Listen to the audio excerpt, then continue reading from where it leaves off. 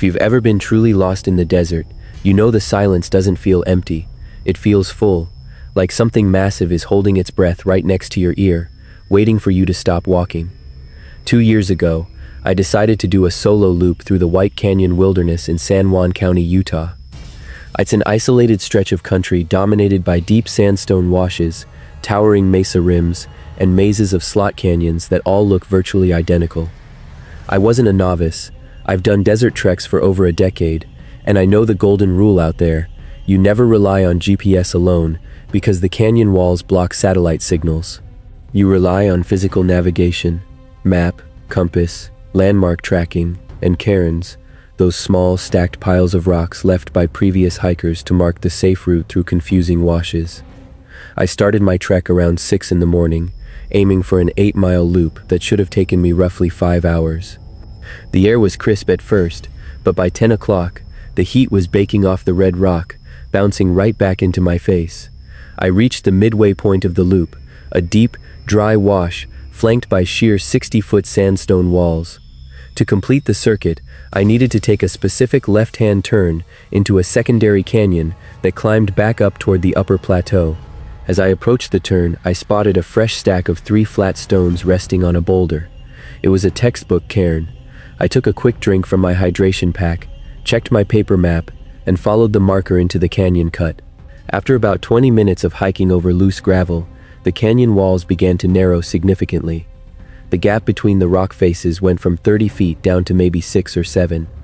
The light was fading fast down inside the slot, turned into a dim orange glow. That's when I noticed the footprints. I stopped in my tracks and looked down at the soft sand. There were boot prints directly in front of me, pointing deeper into the canyon. They looked fresh. The edges of the tread pattern hadn't crumbled yet from the dry wind. I bent down to inspect them and felt a sudden knot tighten in my stomach. The tread pattern on those boots was a distinct, waffle grid Vibram sole, the exact same brand and model of trail runners I was wearing. I put my right boot down right next to one of the prints. It matched the size perfectly, but what made my skin go entirely cold was the direction of the heel compression. These weren't prints from someone walking ahead of me earlier in the morning. These were my own footprints from an hour ago. But I hadn't been in this canyon yet today. I was supposed to be on a loop moving forward, not doubling back on myself. I immediately pulled out my compass. The needle swung around, and my heart sank. I was heading dead north. To be on my loop back to the trailhead, I should have been moving southwest. Someone hadn't just built a random marker back at the wash. Someone had deliberately knocked down the original trail cairn pointing southwest and built a new one at the mouth of this dead-end slot canyon. They wanted whoever came down that wash to turn in here. I turned around on my heel, my heart hammering against my ribs, and started retracing my steps back toward the main wash as fast as I could walk. The canyon was eerily quiet, save for the crunch of my own boots on the loose stone. Then, about halfway back to the canyon entrance, I heard a sound that made me freeze in my tracks. It was a sharp, metallic clack. It came from directly above me. I slowly tilted my head back to look up at the high canyon rim 60 feet overhead. The bright blue sky was just a thin ribbon between the dark sandstone edges. For a second, I saw nothing, just empty rock. Then, a small pebble bounced off the wall 3 feet to my right and clattered onto the gravel at my feet. A second later, another pebble dropped, hitting the ground right behind my left boot. Someone was standing on the rim directly above my head, and they weren't trying to hide. They were watching me, dropping stones to mark exactly where I was in the narrow gap below them. I didn't yell. I didn't ask who was up there. When you're alone in a place where no one can hear you for 20 miles, making noise just proves how helpless you are. I simply kept my eyes glued to the upper rim, grabbed my hiking poles like weapons, and broke into a fast, awkward jog down the narrow floor of the slot. Every few seconds, another rock would drop from above. They weren't throwing heavy stones to hurt me. They were dropping little handfuls of dirt and pebbles, methodically tracking my exact pace from the top of the canyon wall. The sound of small stones skittering off the sandstone echoed like gunshots in that confined space. When I finally reached the mouth of the slot canyon where it emptied back into the main wash, I stopped behind a massive fallen boulder to break their line of sight. My breath was ragged, and the heat in the wash felt like an oven. I peeked around the side of the rock, staring up at the plateau where the person had to be standing. Nothing moved. The sun was blazing down, casting razor-sharp shadows across the red rock. Whoever it was had stayed high on the rim, completely hidden in the glare. I didn't waste time trying to figure out their game. I pulled out my map, ignored the altered cairns entirely, and used my compass to cut a straight line southwest, scrambling directly over open, unmaintained terrain. I skipped the trail completely, wedging my hands and boots into hazardous sandstone cracks, scaling steep, crumbling ledges, just to keep moving toward the ridge that overlooked the distant dirt road where my truck was parked. I didn't stop for water. I didn't check the time. I just moved as fast as my legs would carry me, constantly looking over my shoulder at the high rocks behind me. Every silhouette of a dead desert bush or a standing rock pillar looked like a person watching me leave. It took me 3 brutal hours of cross-country scrambling to finally see the white roof of my truck glinting in the sun at the trailhead. When I reached the driver's door, my hands were shaking so badly I could barely hit the unlock button on my key fob. I threw my pack into the back seat, slammed the door, locked it, and flooded the engine, kicking up a cloud of red dust as I tore down the dirt access road toward the highway. It wasn't until I reached a paved gas station 2 hours later in Moab that I finally allowed myself to take a deep breath and sit down on the tailgate. The adrenaline was finally wearing off, leaving my muscles feeling like lead. I unzipped the top brain compartment of my pack to pull out my wallet. Sitting right on top of my map, tucked inside a folded clear zip-top bag, was a clean piece of lined paper that had not been there when I started my hike that morning. I opened it with trembling fingers. Written in black permanent marker was a set of GPS coordinates, followed by a simple, hand-drawn map of my home neighborhood 300 miles away in Salt Lake City, with a small black cross marked over my exact street address. They had never intended to trap me in that canyon to die of exposure. They had altered the trail markers to slow me down long enough to slip that note into my pack while I was resting. Heat delirium makes you see water that isn't there. It doesn't make you hear your own voice calling for help from 50 yards behind you. My buddy Mark and I had hiked 5 miles into the Mojave National Preserve to set up a primitive campsite near a massive, isolated granite monolith. It was late October, meaning the days were warm, and the nights were dead silent and pitch black, perfect conditions for astrophotography. By 9 at night, the temperature dropped into the low 50s, and the sky turned into an incredible, unbroken sheet of bright stars. Our camp was basic, a 2-person tent pitched about 20 feet from the sheer, cracked base of the granite rock face. The monolith itself was enormous, stretching nearly 80 feet into the night air, full of deep alcoves, wind-carved caves, and narrow vertical fissures. We spent the first couple of hours running long exposure shots on our tripods. By midnight, the desert air was dead calm. There was no wind, not even a gentle breeze to rustle the dry scrub brush. It was that absolute, heavy silence where you can hear the ringing in your own ears. Mark crawled into the tent first, exhausted from the trek in, and was fast asleep within 10 minutes. I stayed outside for a bit longer, tweaking my camera settings to capture a time-lapse of the Milky Way. Around 1 in the morning, I was sitting on a folding camp stool, staring at the glowing screen of my camera, when a sound came from the darkness near the base of the rock. It was a voice. Quiet, but completely clear. "Hey man, hand me that water bottle, will you?" I froze. The voice had come from a narrow gap in the granite about 30 yards to my left. It didn't sound like a stranger. It sounded identical to Mark. The exact same cadence, tone, and rasp he gets when his throat is dry. I slowly turned my head toward the tent. The zip-up door was fully closed. Through the thin nylon, I could clearly hear Mark snoring, long and steady. A cold prickle hit the back of my neck. I stood up, keeping my eyes fixed on the dark shadow of the rock fissure. "Mark?" I called out, keeping my voice low. The snoring inside the tent stopped for a second, then resumed. Then, from inside the dark rock crevice, the voice spoke again. "Hey man, hand me that water bottle, will you?" It was the exact same sentence, spoken with the exact same tone, inflection, and pacing. It wasn't an echo. It was a literal, millisecond for millisecond playback of a sentence Mark had said to me hours earlier while we were setting up the tent during the afternoon hike. I backed up until my heels hit the edge of my tent.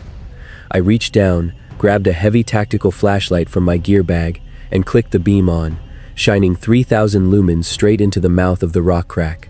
The bright white light cut through the dark, illuminating bare, dusty granite walls and a dead-end pocket of stone about 15 feet deep. There was nothing inside, no animal, no hiker, no speaker, just empty, solid rock. Then, the sound shifted. It didn't come from that crevice anymore. From 3 different places along the granite wall, one high up near the top of the monolith, and 2 near the ground on opposite sides of our camp, voices started coming out of the dark simultaneously. It was my voice this time. "Did you hear that?" My own voice whispered from the top of the rock face. "Did you hear that?" Another clone of my voice echoed from the brush behind my tent. And then, from high above us, a sound broke out that made my blood run entirely cold. It was the sound of Mark's voice, but it wasn't repeating casual sentences anymore. It was screaming in absolute shrill panic, begging for help at the top of his lungs, mixing with the sound of frantically gasping for air. I unzipped the tent flap so fast I ripped the nylon mesh. I grabbed Mark by the shoulder and shook him violently. He woke up confused and disoriented, but the moment his eyes opened, he went pale. The sound of his own voice screaming for help was still bouncing off the granite rocks outside, coming from 3 different directions at once. "What is that?" he choked out, looking around the dark interior of the tent in pure terror. "Is that me?" "We're leaving," I said. "Now. Don't worry about the tent. Grab your pack and the keys." We scrambled out into the night. The moment my boots hit the dirt, the voices abruptly stopped. The silence fell so hard it was deafening. But as we put our headlamps on and began frantically grabbing our essential gear, a new sound started up inside the rock face. It wasn't a voice anymore. It was a rhythmic, wet clicking sound, like heavy stones grinding against each other inside a deep, flooded cavern. It started low, then began moving along the base of the monolith, tracking right alongside us as we backed away from the camp. We abandoned the tent, the sleeping bags, and our heavy camera tripods. The only thing I grabbed besides my pack was my small digital audio recorder, which had been running on a tripod near the rock face all night to capture ambient night sounds for my time-lapse videos. I snatched it off the mount, shoved it into my pocket, and we turned our backs on the monolith. We didn't follow the trail back. The pitch black, with whatever that was pacing us from the dark rock formations, staying on a narrow path felt like a trap. I pulled out my Lensatic compass, locked it onto a straight western bearing toward the access road, and we ran. For 2 straight hours, we trekked through the open desert scrub under the starlight, taking turns looking over our shoulders. Every time our headlamps caught the movement of a tall Joshua tree or a shadow shifting over a rock, my heart jumped into my throat. The desert was completely quiet around us, but I couldn't shake the heavy, suffocating feeling that we were being watched from the high ridge lines all the way back to the truck. We reached the road at 3 in the morning, threw our gear into the bed, and drove straight back to a motel in Barstow without stopping once. It wasn't until the sun came up the next morning that we finally built up the courage to pull out my digital audio recorder. I plugged my headphones into the jack, set the device on the desk, and hit play. The recording was clean for the first few hours, just the wind rustling through the scrub and our footsteps around camp. Then came the section where Mark and I fled, followed by 20 minutes of absolute silence after we ran away. Then, at timestamp 1:42 a.m., the microphone picked up the sound of something heavy dragging itself out from a deep crevice in the rock, stepping down onto our abandoned campsite. For 3 hours straight, the recorder captured a low, raspy voice sitting right next to the microphone. It wasn't just repeating what we had said that day. It was reciting full, detailed conversations that Mark and I had in the truck on the drive home to Los Angeles late the next evening, down to the exact street names, the specific gas stations we stopped at, and the precise time we finally unlocked the front door to my apartment.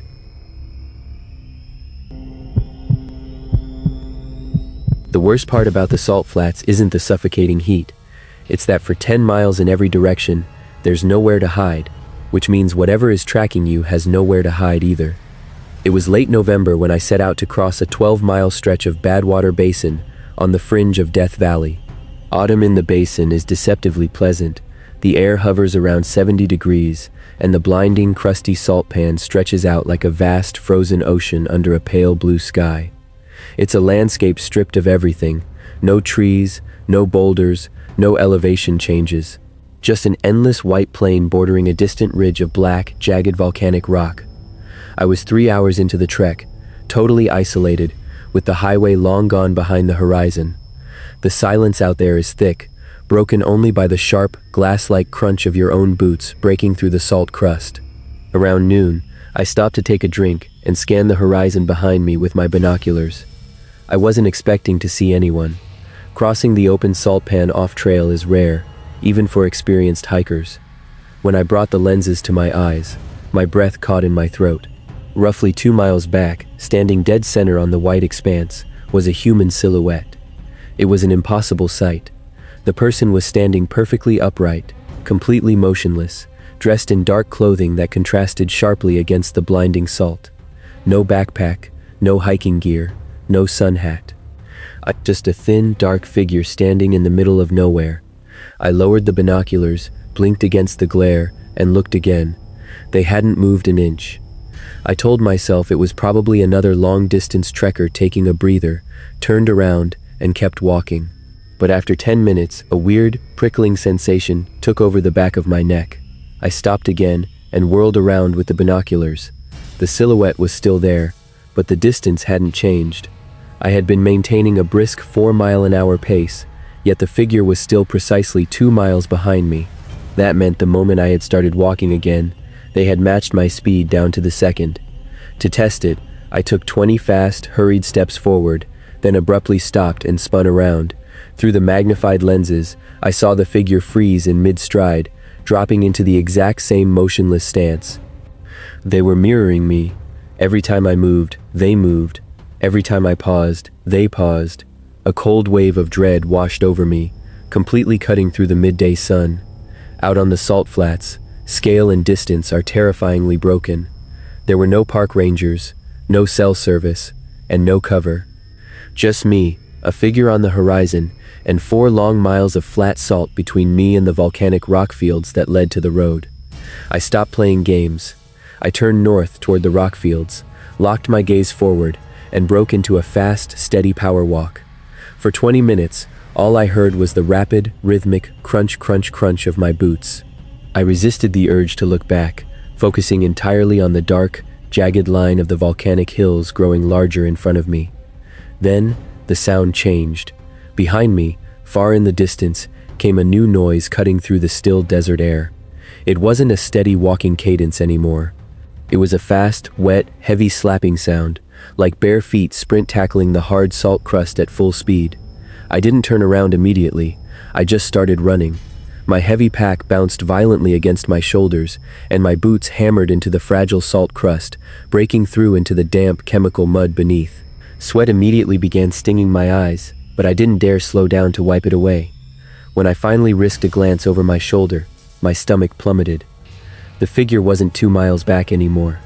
They had closed half the distance in a matter of minutes, and they weren't running directly toward me. They were sprinting in a massive, wide arc across the blinding salt pan, moving with an unsettling, fluid speed that didn't seem humanly possible across that uneven, treacherous surface. They were deliberately pacing ahead of my trajectory, moving to cut me off before I could reach the safety of the volcanic rock field ahead. Through the heat haze, I could see details now. It was a tall, gaunt man, dressed in filthy, sun-bleached, dark clothes. His arms were hanging limply at his sides, swinging wildly with his stride, and his head was locked in a fixed, unnatural tilt, staring straight at me as he ran. Panic hit me like a physical blow. I unclipped my chest strap, dropped my heavy backpack right onto the salt, and sprinted full force toward the nearest pile of jagged black basalt rocks. The crunching of my boots turned into a panicked scramble as I reached the edge of the salt flat and hit the rough, sharp incline of the volcanic debris. I clawed my way up the dark, crumbling rock face, shredding my palms on the glass-sharp edges, not daring to look back until I reached a narrow ledge 20 feet up. I turned around, gasping for air, clutching a heavy, sharp piece of basalt in my right hand, ready to fight for my life. The flat salt expanse below me was completely empty. There was no one sprinting across the plain, no figure standing in the heat haze, just miles and miles of untouched, blinding white salt stretching back toward the horizon. My heart was hammering against my ribs so hard it was painful. I scanned every inch of the open flats for fully 10 minutes, holding my breath, but the entire valley floor was dead silent. I didn't wait around to investigate. I scrambled through the volcanic rocks, hauled myself over the ridge, and burst out onto the dirt shoulder of Highway 178, just as an empty National Park Service truck was driving past. I threw both hands in the air, screaming and waving like a madman, until the ranger slammed on his brakes and pulled over. I collapsed against the side of his truck, hyperventilating, trying to explain that someone had just chased me down across the basin from 2 miles out. The ranger listened calmly, pulled out a pair of high-powered binoculars, and walked with me to the edge of the ridge, overlooking the salt flats where I had just dropped my pack. He adjusted the focus, looked out across the basin for a long moment, and then slowly handed the binoculars to me without saying a word. I brought the lenses to my eyes and zoomed in on my bright red backpack sitting abandoned on the white salt plain. Leading up to my pack was a single, clear line of my own heavy boot prints coming from the south. There were no other foot tracks near my bag, no running footprints, no bare feet in the salt mud. Except right at the spot where I had dropped my pack, waiting right beside my bag on the flat, undisturbed salt, was a small, neat pile of fresh, black volcanic rocks, stacked in the exact same formation as the cairns back on the trail, pointing directly up the ridge toward where I was now standing with the ranger.